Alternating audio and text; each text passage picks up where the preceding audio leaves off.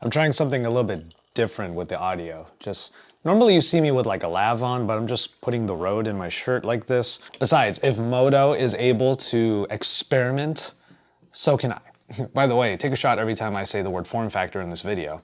That's what we're going to talk about today. You're already seeing some footage from just the best place ever to, to film a review, which is in this really like trendy chic gallery that Moto put together to announce their new foldable phone. It's something that you probably saw in a bunch of leaks and in a bunch of little pieces of news, but now it is a thing. The Moto RAZR is back. This time, it's a foldable smartphone.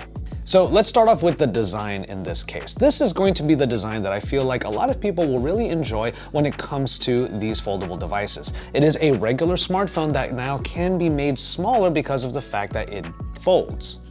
What you have here is a hinge in the middle that is folding a plastic OLED display. It is a 6.2-inch display. However, it is just over 720p resolution. It is still a 21:9 aspect ratio, but you're not really looking at a very high-end display on here.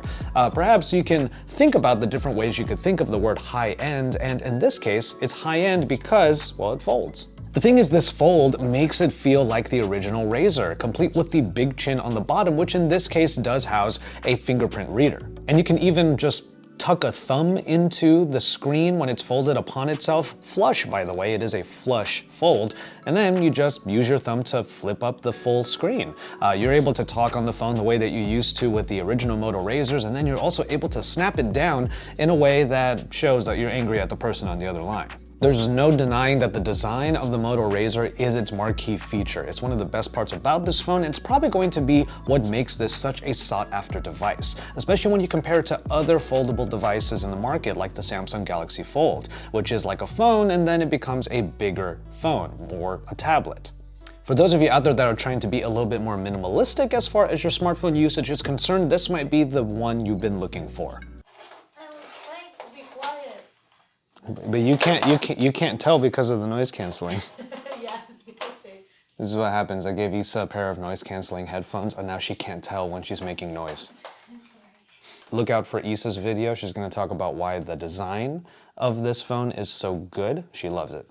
Personally, my main concern for the design on this is that scenario where I say you use your thumb to flip it up. After all, it's a plastic OLED, so maybe it's going to scratch a little bit. You might just want to be careful with the way that you actually flip up that entire 6.2-inch screen.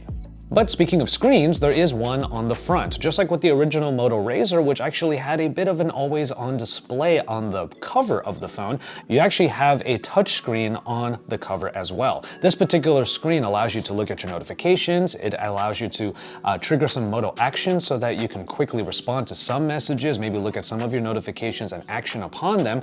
And then if you use the Moto action of a double wrist twist, you can access the camera, which is right there on the cover because it's supposed to be the rear camera, but now it's the front-facing camera if you're using that front screen. This is actually pretty cool, the fact that you don't even have to open the phone in order to do some of the key functions of the device. And using that particular camera, I ran around and took a few selfies with people, so it is useful. It may not be the fastest camera, which I'll get into in a little bit, but it's nice that Moto has put that level of thought into this. The spec sheet is probably where you're going to find a few things to lament over, and it's going to be a trade-off, a tug-of-war between you want to have this phone because it's so cool, but then again, it may not actually be the most practical phone for you on the daily.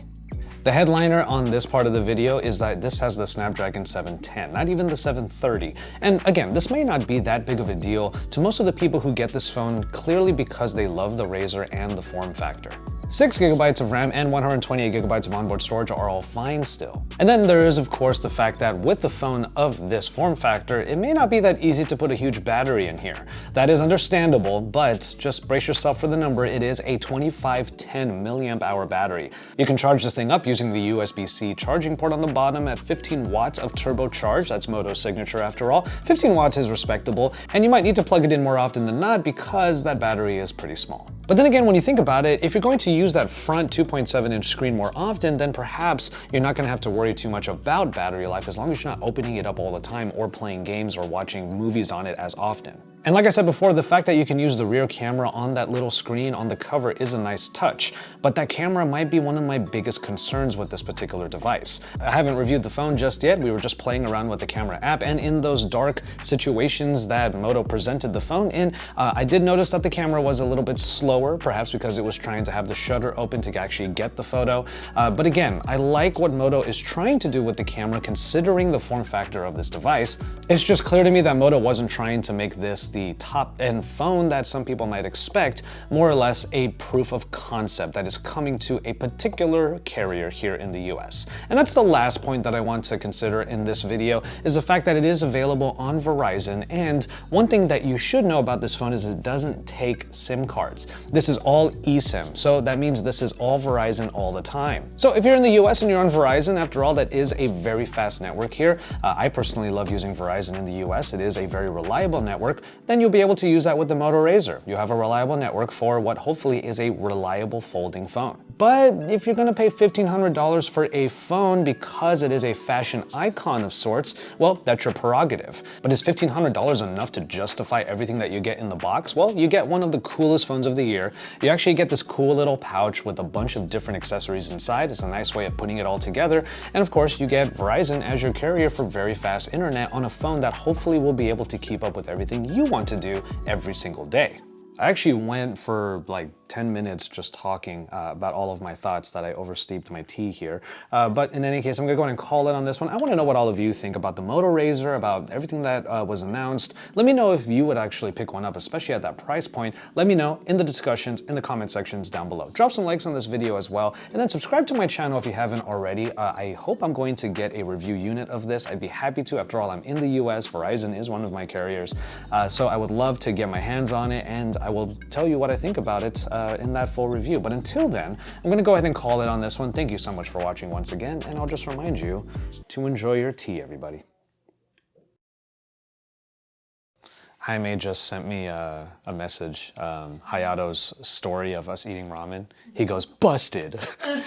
For those of you out there who may not know, Jaime Rivera at Pocket Now, my colleague at Pocket Now, he is a huge ramen fan, so he's kind of mad that we ate without him.